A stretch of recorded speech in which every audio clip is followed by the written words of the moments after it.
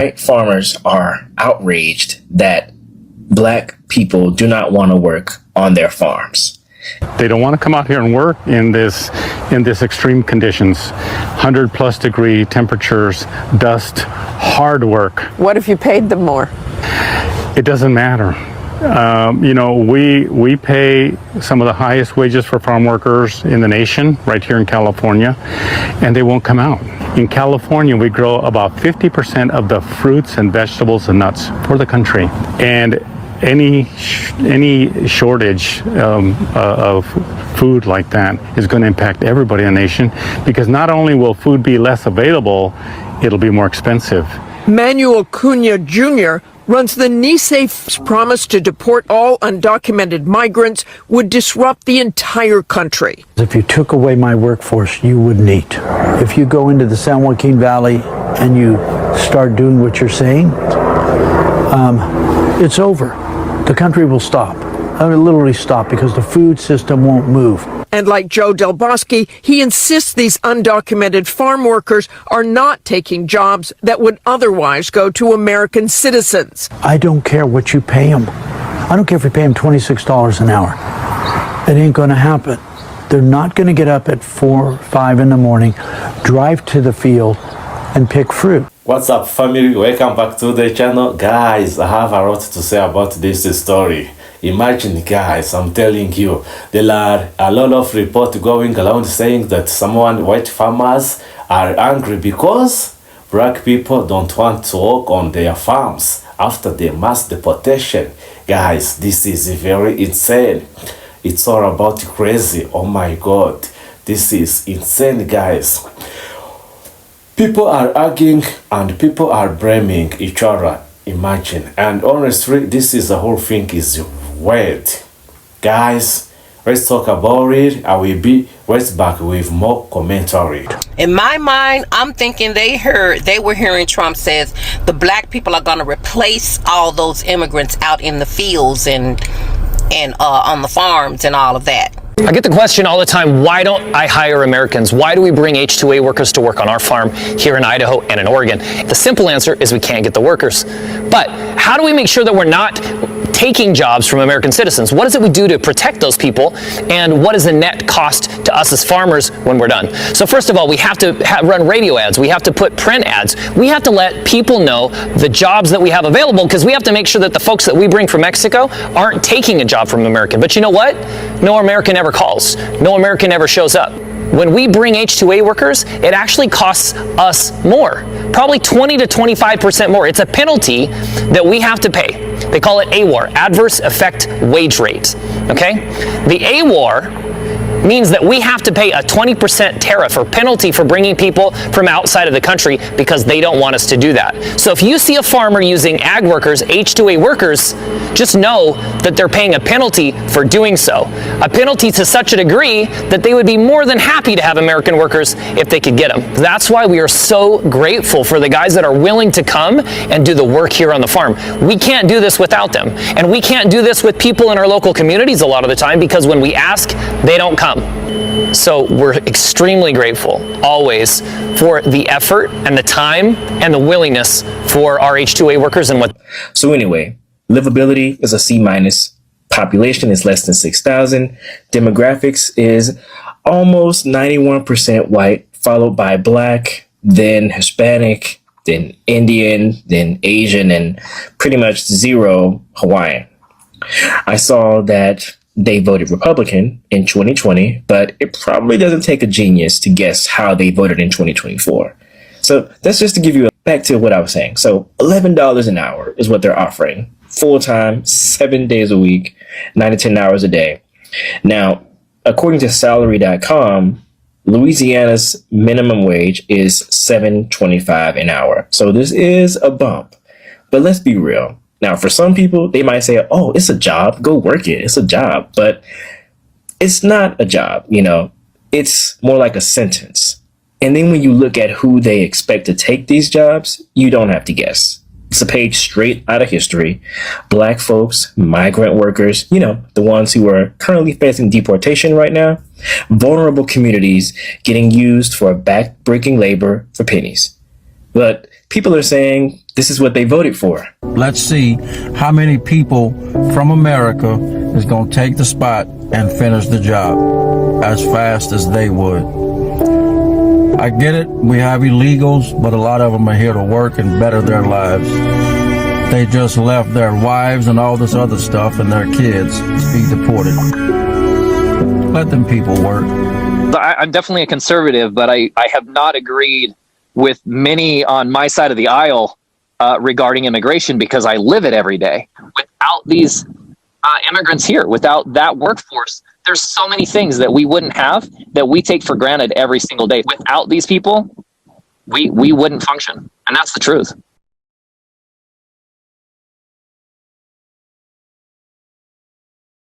It's not fair for us as a country to continue, and this is both parties, we can't continue to ignore this problem and not come to a resolution.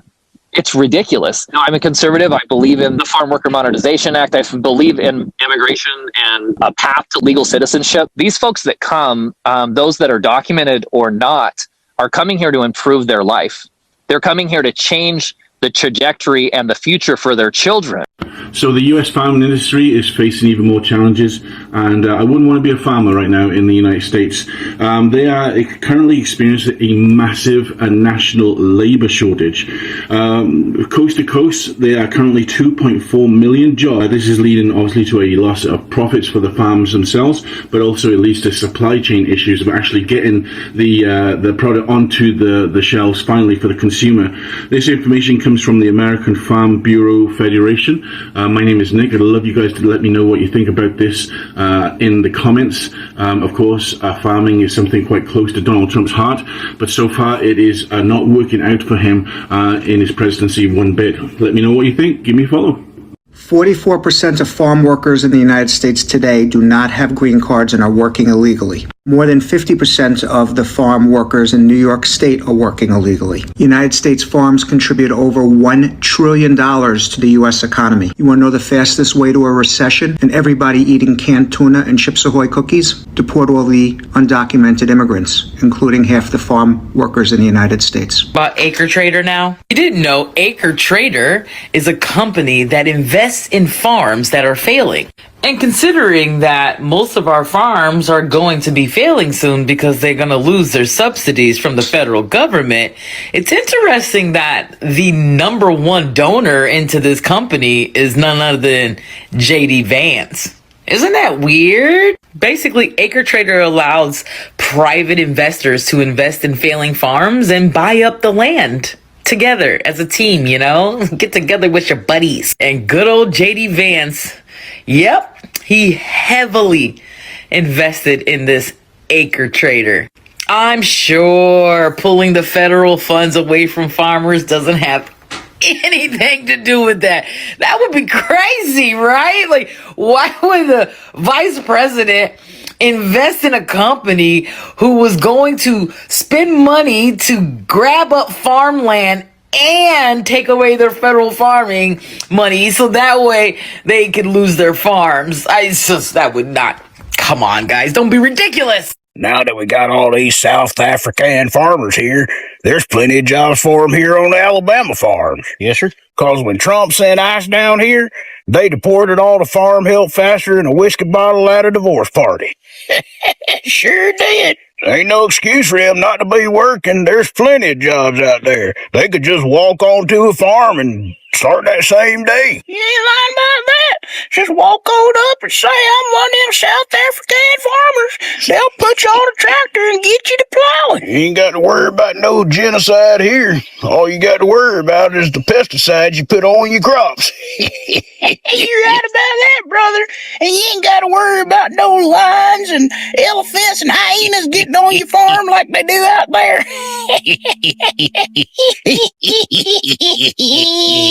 I was saying, why would you purposely go to get rid of your workforce and not have a backup plan for the people that you are getting rid of, especially if your business is relying on that workforce? Your hatred can't be that blinding and that overwhelming that you can't think about your bottom line. especially when it comes to your businesses. Some of these farms have been in those people's families for over 300 years. You can't tell me you did not think about who is going to come in and replace these vital workers for your survival.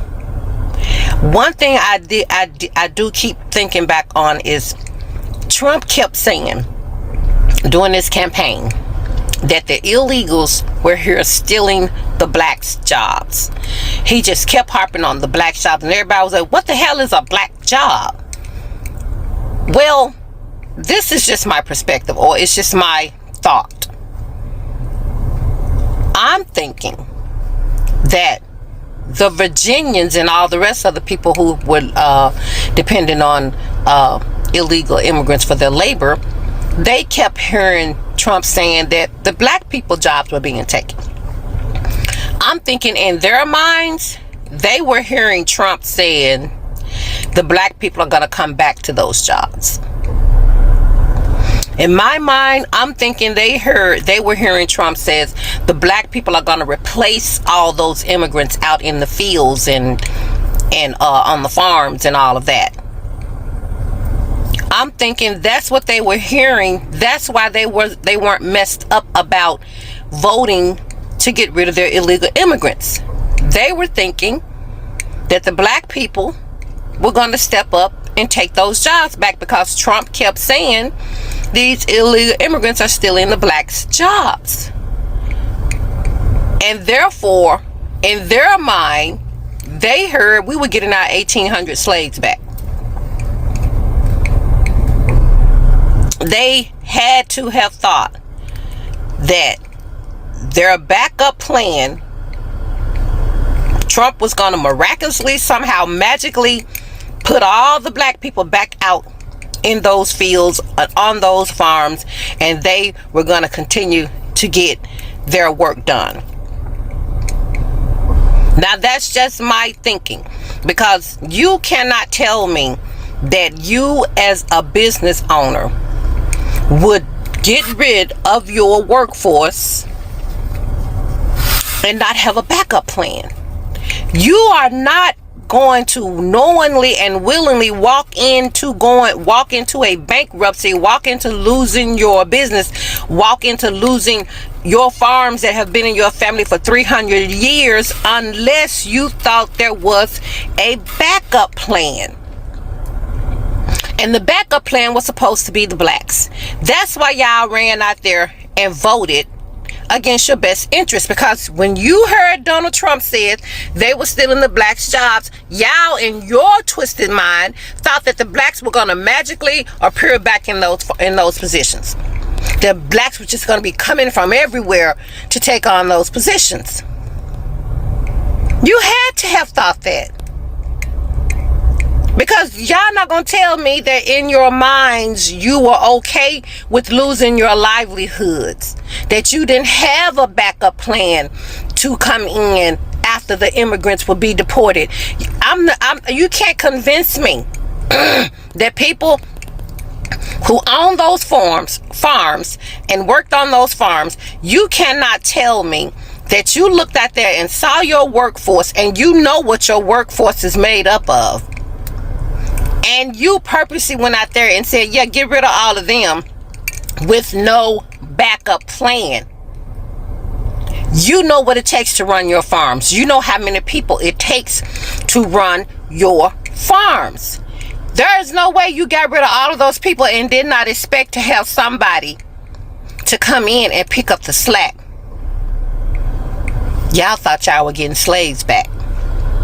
You had to have thought that. You had to have thought black people were going to be the ones replacing the immigrants, and you would not miss a beat. But when those immigrants fled and those fields became empty and those farms became deserted, then y'all want to run around crying, does anybody care about Nebraska? Does anybody care about Nebraska? No. Let's go back. What was your thought process as to when the immigrants go, when they deport them? What was your thought process on who was going to come in and pick up that slack? Because 60% of y'all went out there and voted for Trump. So what was that 60% thinking? What was your plan B? For when the immigrants are gone, who was going to come in, step in, and pick up that workload and get your bottom and keep your bottom line moving? What was that thought process? Who were the replacements for the illegal immigrants that you guys went and voted against? Who were the replacements? You guys thought it was going to be black people. Y'all thought Donald Trump was going to magically make black people appear in y'all farms and on y'all fields to get their work done. Why? I have no idea. Other than he kept saying that they were taking the black jobs. Y'all thought that just because he said that, black people were going to be running down there to them fields? It's absolutely bizarre. You can't convince me y'all put everything, your whole life, y'all whole livelihood, generations of farms being in y'all family. You can't tell me you put that up at risk and did not have a backup plan. You can't tell me y'all purposely destroyed y'all lives and y'all farms without having a backup plan to replace the illegals. It's just not making sense. But racism never has made sense. Guys, these are some really eye-opening times we're dealing with. And another thing I want to touch on before I leave today. President Musk is really working hard to get up under the black people's skin. He's trying to find a button to push to make us hit them streets.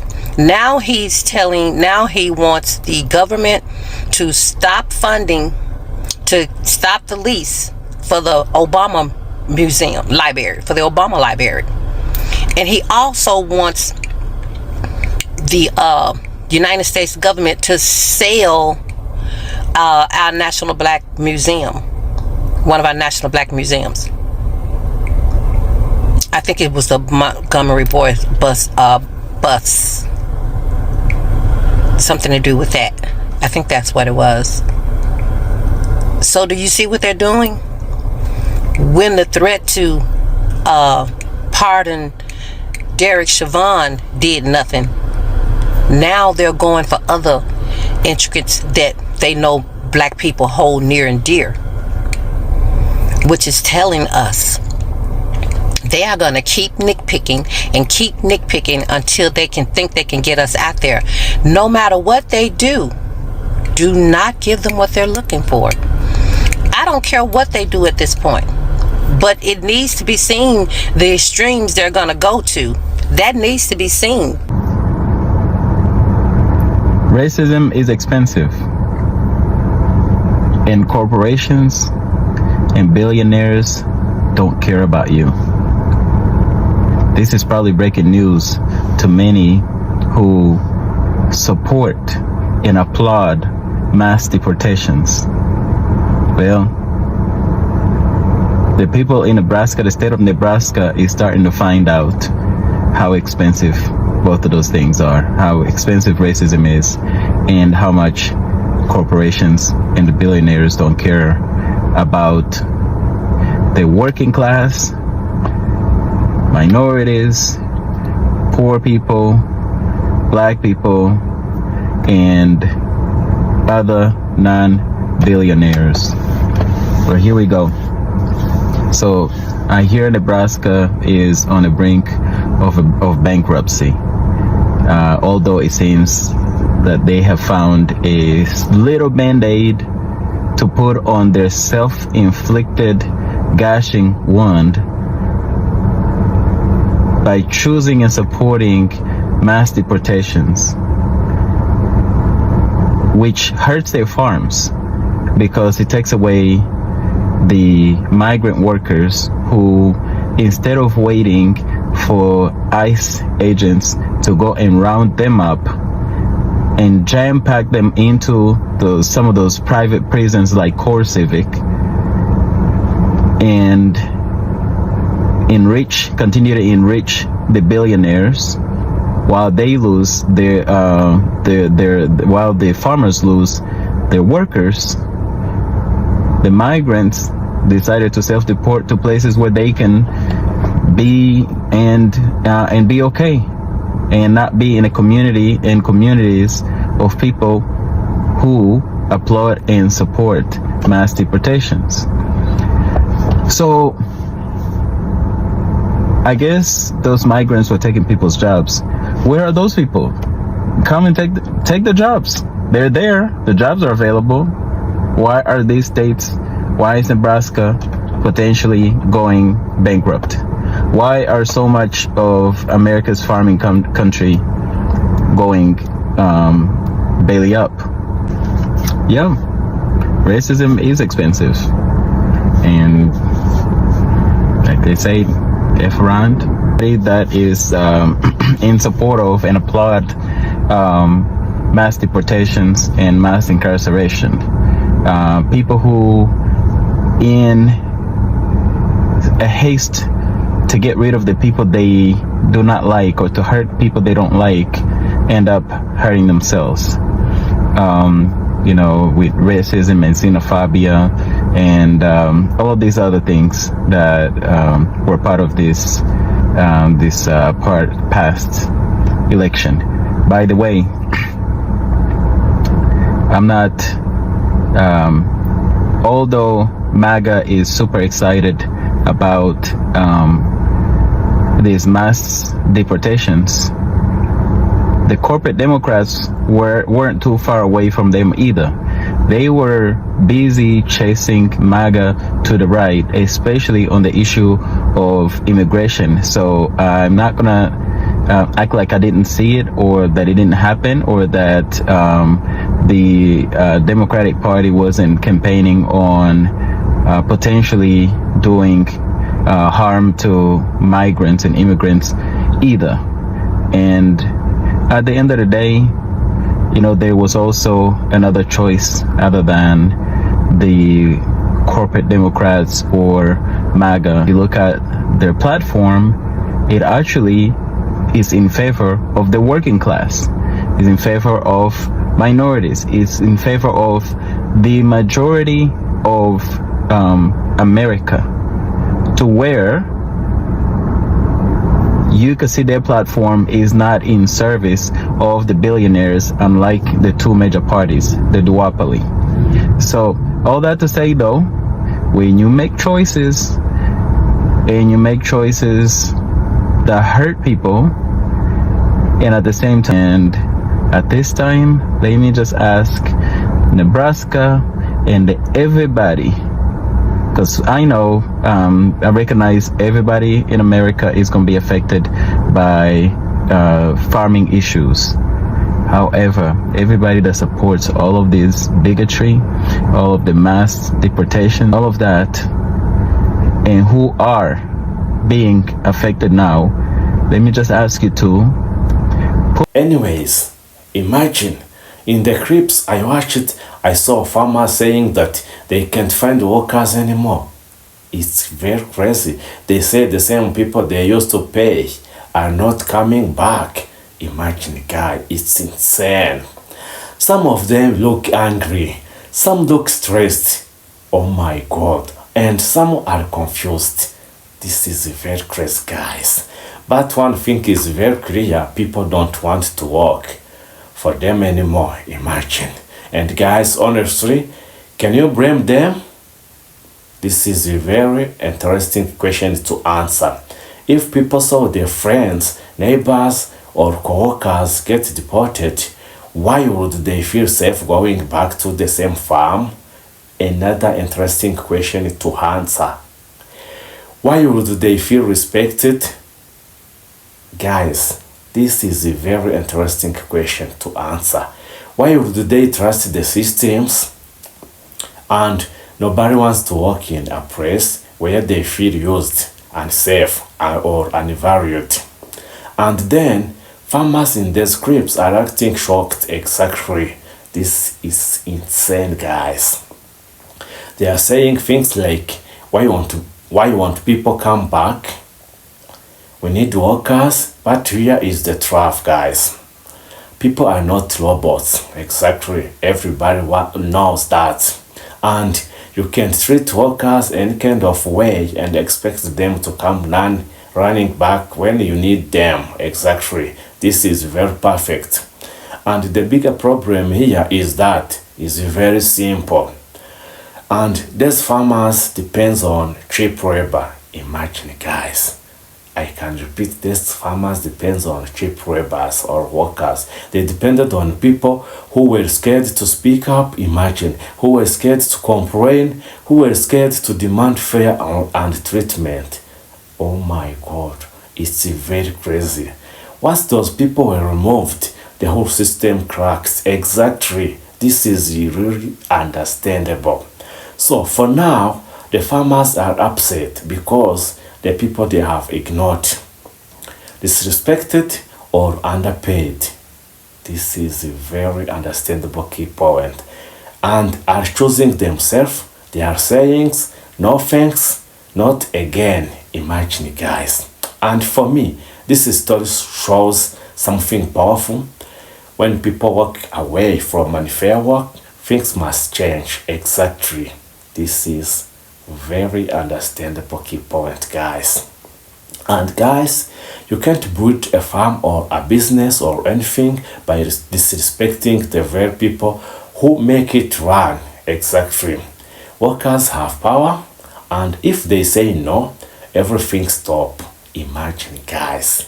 If they say no, everything stop. Imagine. So guys, here is my message. Don't let anyone agree to trip you for protecting your safety and your dignity. Exactly. If a job treats you badly, you have the right to walk away. Exactly. This is very understandable. No one controls your life, no one owns your times, and no one has the right to disrespect you and still expect you to help them. Exactly. And for guys, this story is a reason for me and is a reason for others. Treat people right or lose them. Exactly. Simple. Let me know what you think in the comments.